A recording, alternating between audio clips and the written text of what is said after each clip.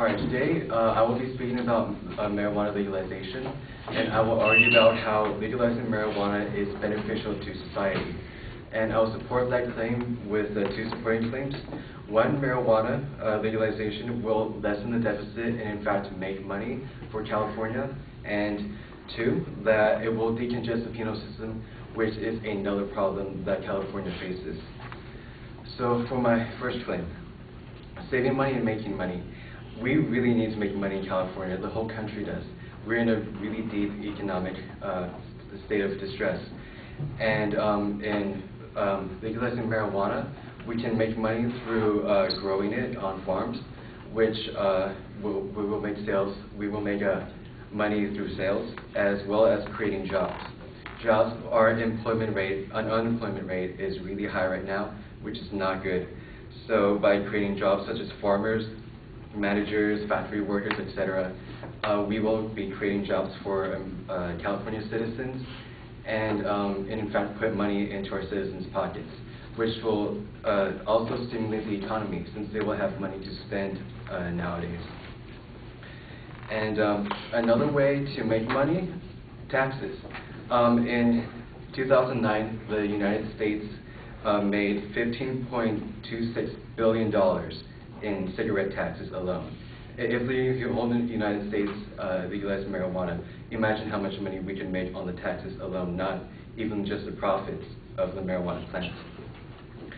And for saving money, in 2003, the United States spent $19 billion on the war against drugs. And while I am for the war against drugs, I think marijuana should be taken out of that. It's a breed apart from other more harmful drugs such as cocaine and methamphetamine. It is not as addictive, it is not as detrimental to your health. It is actually not more addictive than cigarettes, and definitely less lethal than alcohol should marijuana be regulated, which the FDA will do. And this leads to my other claim that it will decongest the penal system. We spend so much money arresting people because of marijuana possession and other offenses. In fact, in 2009, according to the FBI records, we arrested nationwide 860,000 people because of marijuana-related offenses, and about 775,000 of those were for possession only. And I don't know about you, but it seems really unfair when you're being arrested for something that you're not even doing anything harmful with. And the punishments can be really detrimental to people as well. It can range from about a couple $100 in fines to time in jail. And because of that, you can also lose your driver's license, you can lose your job. And that's just really not helpful when we're trying to get out of our economic crisis right now. It's also terrible because you have a criminal record now if you're arrested, and that can lead to problems when you look for another job or when you're trying to impress your girlfriend and boyfriend's parents. It's just not socially applicable in a good way. And I understand that some people may disagree with me. It's generally known that it's generally accepted that people think that marijuana will increase crime rates because the only people who smoke marijuana are deviants and amoral. And it's simply not the case. Whatever studies that have looked for the correlation between marijuana consumption and crime rates have come up kind of shady and not statistically satisfying. And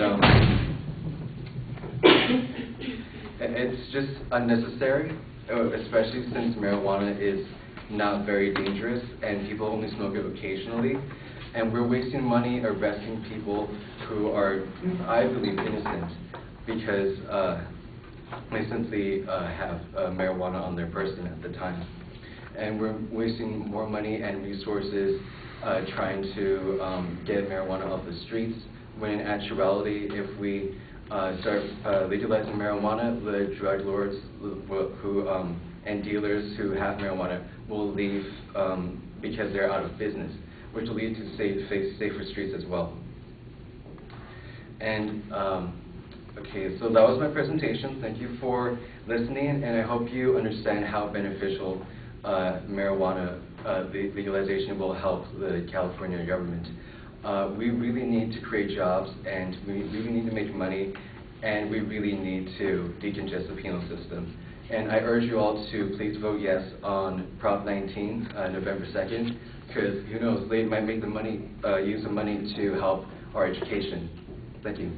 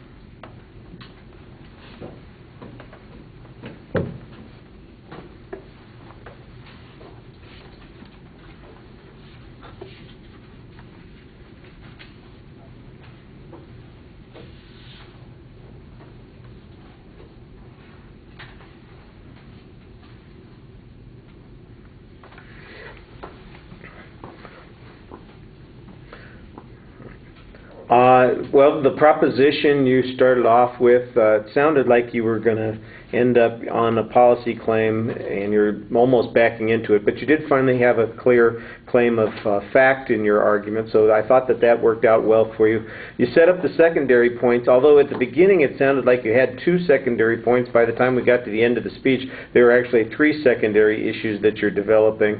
That third secondary issue on all the crime issues needs a lot more development. There are a lot of claims there, but not much proof. The first argument about jobs, I think, runs into the same problem. You've got hypothetical jobs. I don't know how many farming jobs are going to be created by allowing marijuana to be sold. I'm not sure that you would get any more jobs than you have now unless we had substantially more people who started consuming marijuana and we doubled the capacity, although I would suspect that if marijuana was no longer we didn't have interdiction efforts, that we'd have more marijuana because the cops would not be confiscating it all. So do we really need more jobs? I don't know, and I don't know either way as a result of your speech. I didn't hear any numbers or any authorities or any reason to believe that, just a claim that you're making, and the claim is not enough by itself.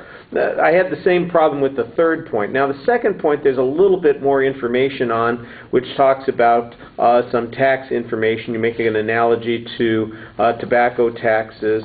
Again, I think that there's the start of an argument here, but it's a little underdeveloped. There is some research that estimates what the total benefits would be, let's say, of tax revenues to the state of California, and that shouldn't be hard to find because that's right in the ballot proposition pamphlets that are going out right now. You can find that sort of thing. The information on the drug impact, the one piece of data that you have is the number of arrests, and as you yourself pointed out, probably 9 out of 10 of those arrests are for possession only, so these are not people who are going to prison for the most part.